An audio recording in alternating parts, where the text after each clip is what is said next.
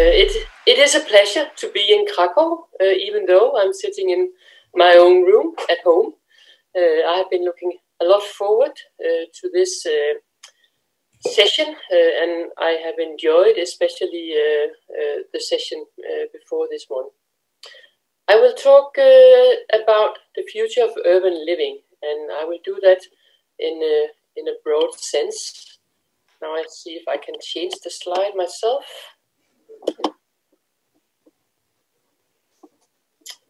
Yeah. Mr. Now please go to View Options, Request Remote Control. Yeah, I think I did that before. Request.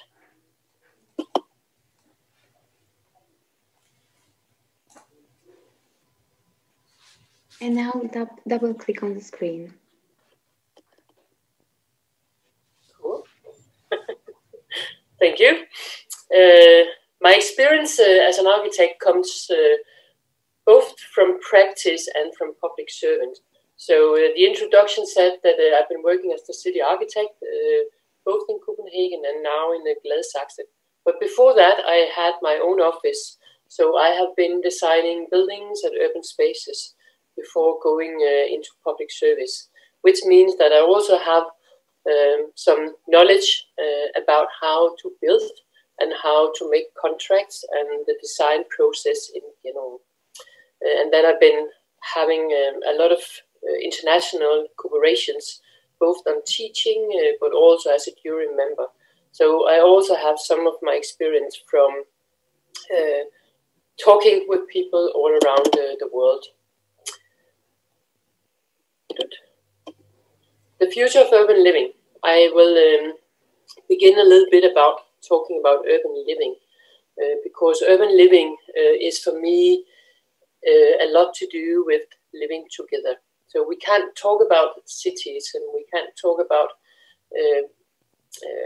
city development without having the knowledge of being together as human beings.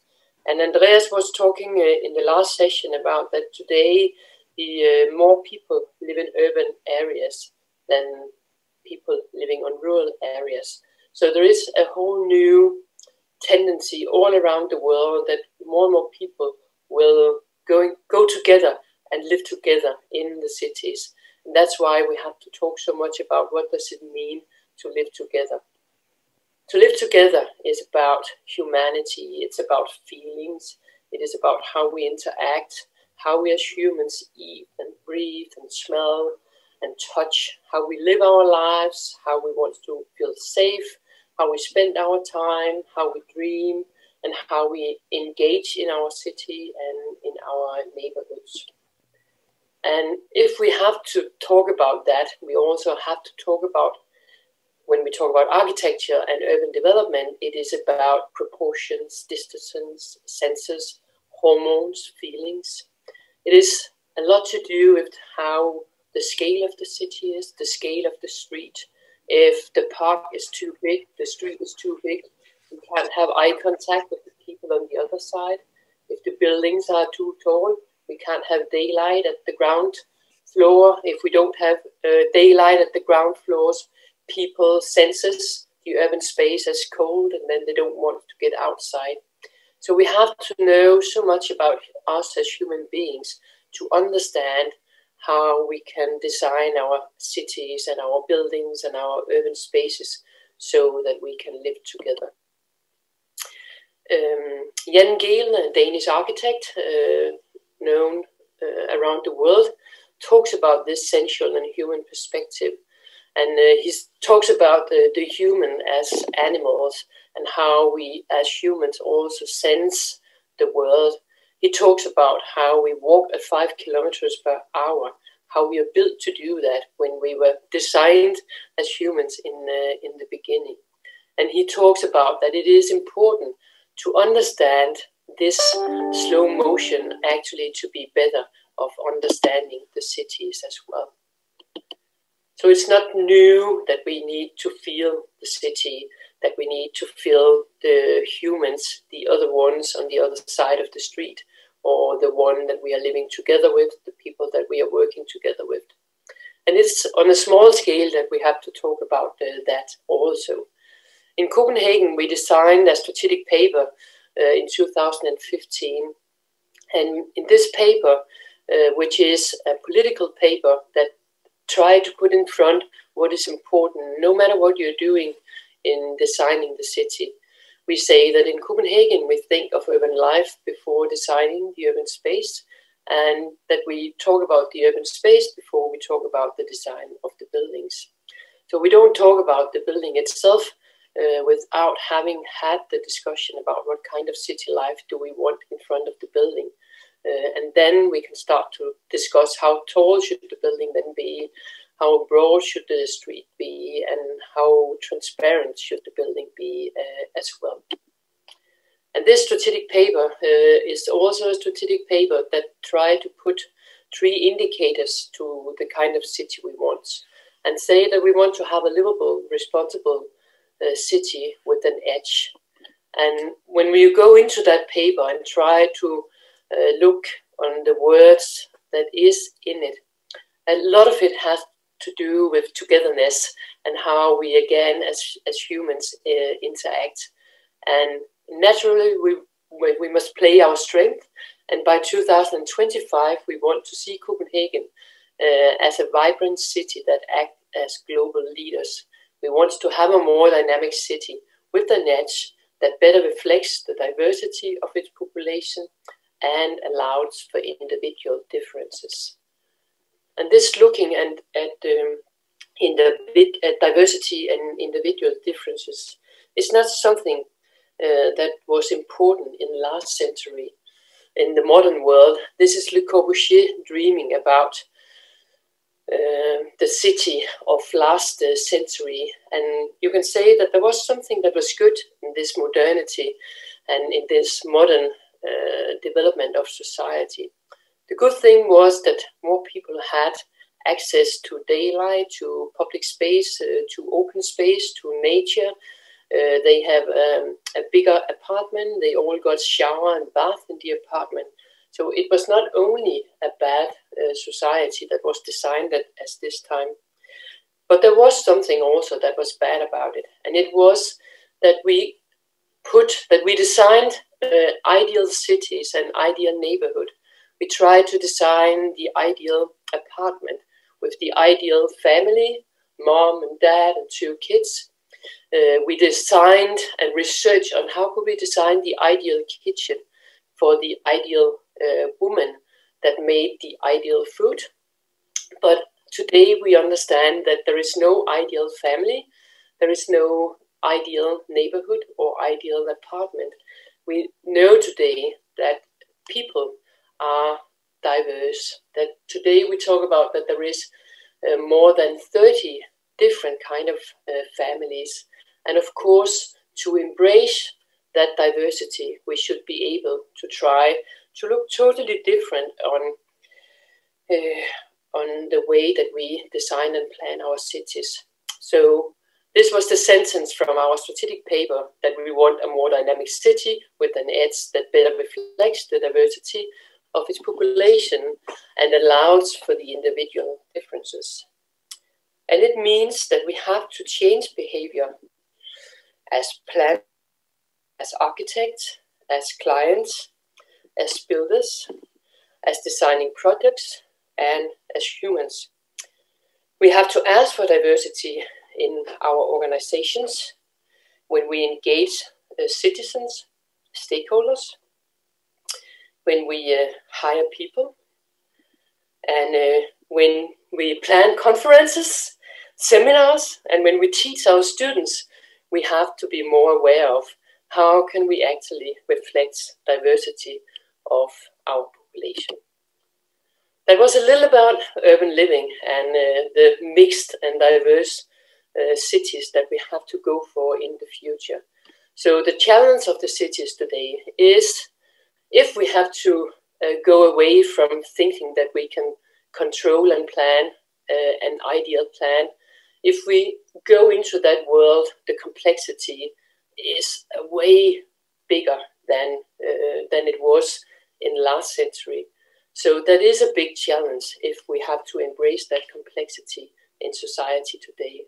And another big challenge is that we have climate change that we had never seen in as big as it is today.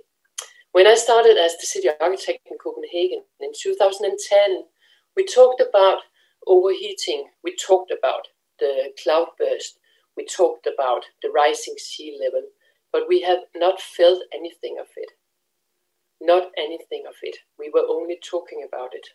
Then in 2011, we had a cloudburst in Copenhagen that was the biggest one ever. In 2013, we had the rising sea almost going into all the apartment in our new neighborhood. And in 2017, we had the hottest weather ever. The whole land map of Copenhagen went from green to brown when you were looking from it from above. So today, and it's only 10 years, it is not something we talk about any longer. It is something that every one of us feel in our everyday life. And we have to embrace that as well in the future of our urban living. Now I will tell you the 12 small stories about what we did in Copenhagen and what we try to be better, doing it better, and also something where we maybe just succeed a little bit, but of course we still have a lot to do and a lot to learn. The first story is about city life. One of the strategic goals in the paper I showed you before is saying that we want the Copenhageners to stay 20% more outside in the city in 2025.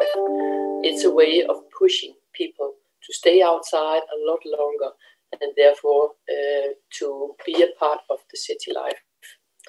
And as a part of that, we go and be very precise on the ground floors in the city.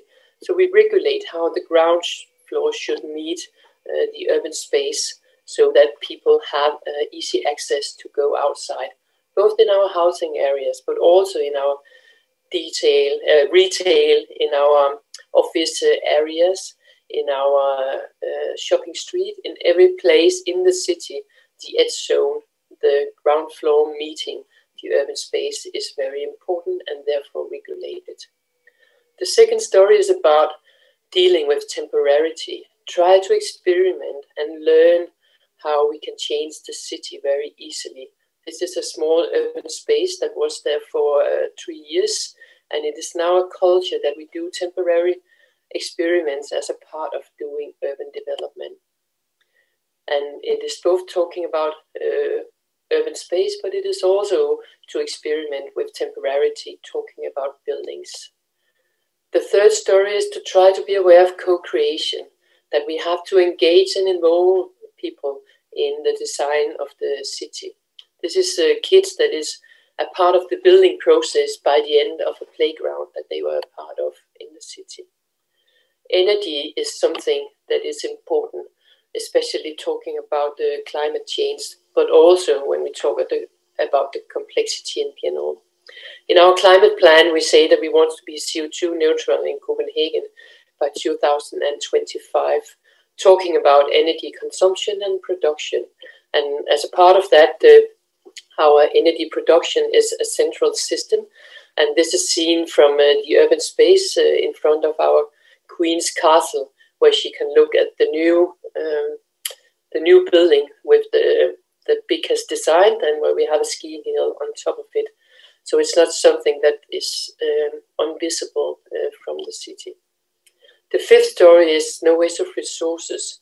So one of the targets is, of course, to be CO2 neutral, but also that we need to be aware of how we can use our resources in a better way. One small example is this urban space where all the materials is upcycled from other places in the city. So we have a storage place for all our materials that we take down in the city. We put it into storage and then we use it for the next design of the next urban space. Around 80% of this urban space is upcycled materials. Story 6 is the cycling city. It is a strategic paper that was designed in 2010, trying to get people to bike more. And of course, there is a lot of strategic issues in that. One of the things is that we want to make shortcuts. for bicycle and pedestrian, which means that we make it faster to go by bike and to go by foot. Not that we make it, we don't want to have a car, we do, of course, but by making it faster and easier to walk and to cycle, then people should be stupid if they take the car. So in that way, we design the shortcuts as a part of it. This is one of the bridges over the harbor in the city.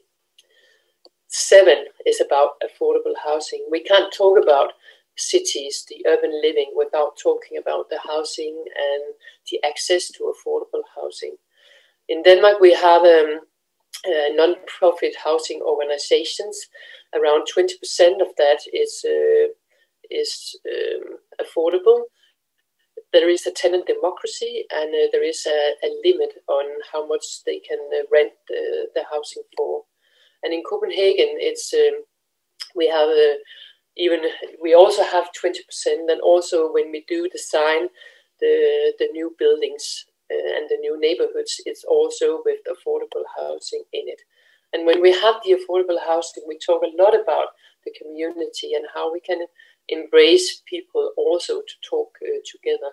This is a new building where 3 apartments have this sharing living room that they share together, 3 different families. The story 8 is about placemaking. This is one of the new neighborhoods. It's Northern Harbor. And what we try to do when we talk about the new development is to focus on the story. So you can see the tall buildings is not the new ones, that the old ones that is transformed. It's the old silos. And then the rest of the new buildings are 5 to 6 floor, which is the Copenhagen scale. Because when you have the Copenhagen scale on 6th floor, you can still have eye contact with people in the city. So the only reason for the tall building here is that it is a transformation of the old silos. And then the transformation make the neighborhood unique because it is a part of the understanding of the site, what it was before it was transformed into a new neighborhood. Neighborhood improvement is when we talk about the existing city. It's a program half paid by the state and half paid by the city, which go on the local side and try to improve the neighborhood. It is limited for a 5 years period. It is funding that goes into developing the urban space. It is on-site development, which means that my colleagues go to have an office on-site and not from a central office. So they go and become a part of the neighborhood. All the decisions are taken together with the local stakeholders. So it is a cooperation between people with knowledge, political power, and the citizen, the local neighborhood. And together in this board, they take the decisions about how to transform the urban space and the neighborhood in general. The 10th story is about the harbor. And of course, not every city has harbors, but all cities have barriers. And I think one of my learnings from Copenhagen and also now from Gladsaxe, where there is a lot of barriers. In Gladsaxe, it is the barriers are more highways and not the harbors, but still it's in a way the same problem, that they go as barriers and split the city in two. In the old days, Copenhagen Harbor was splitting the old part of the city together with the new part of the city. So the harbor was in a way the divider of the neighborhoods. What was interesting when we started to develop the harbor was to go from looking at the harbor as a divider to look at the harbor as a neighborhood connector. And that's totally transformed the harbor as it was. Of course, it was a long development that started to take all the pollutions away from the harbor, to rebuild all the pipes so that they didn't put all the shit into the harbor, but they took the shit into different places and cleaned it instead of just putting it into the water. So it's not easy to get barriers transformed into connectors. But I think that is also a way that we have to talk about the big highways. How can we actually change them and transform them, going from being dividers into connectors? The 11th story is about urban nature. I think that is a global tendency that everybody, every human, smile when we talk about trees and flowers and vegetables and growing our own garden. It's not only something that is that we do in Copenhagen, but it's all around the world. We talk about that, and it's because, as I said in the beginning, when we talk about humans, we have to understand what is going on in our brains, what is going on with the distances, how do we sense the world. And one of the interesting things talking about urban nature is that when we start to dig our fingers into the ground, the earth, then we start to release endorphins. When we are outside and the sun comes into our brain, we start to release endorphins. And endorphins is the thing, when we release that, we start to be happy. And we have to know a lot more about understanding the brain and our sensing the world to actually start to get a city that can embrace diversity and embrace human beings into good urban living. In Copenhagen, you can see that we have a lot of different strategic papers. It's in Danish, but it is about how to create more urban nature in Copenhagen. It is a tree policy. It is about the cloudburst, that the cloudburst has to give something back to the urban space. And it is about how to get more flowers and vegetables in general in the city. And this project is one of our new schoolyards. And the schoolyards is in generally open to the city so that the kids can learn to be a citizen, and they can learn to take responsibility of understanding the city. So they have to understand that they are not allowed to go on the road because that is dangerous. So all our schoolyard is open into public. And it also means that the public have access to the schoolyards, and they interact and they have eye contact and they see each other. But this example is an example of the schoolyard going from asphalt as it was before into being to be a forest, and that now the play will be within the trees instead of the trees only being in the forest outside the city. The last story is about how to take care of the heavy rains. And as I told in the beginning, we had this terrible rain back in 2011. And it meant that the political request started really to say to the administration, we need to deal with this problem. So already in 2012, we had a whole new plan for how to take care of the water. And the whole vision was that it should go from rational pipes underneath the ground into more irrational understanding of the water, giving something back to humans, giving something back to society, giving something back to urban space, and let the water be something that we could also see and understand and be aware of, that we had a responsibility ourselves. So it meant that we did a mapping of the whole of Copenhagen, try to understand the flow of the raindrops. Where did they go when they came, when they touched the ground and went into the sea? By this understanding and this mapping of all the raindrops in the city, we developed 300 projects that should take care of the water in the whole city. This project was finished in 2014. It's called Tåsinge Plads. It was the first out of 300 initiatives of taking care of the water. And it is a whole new way of looking at the urban space. This was before an urban space with only green grass and roads. Then we took away one of the roads. We got the urban square connected to the buildings. We got the rain from the roof.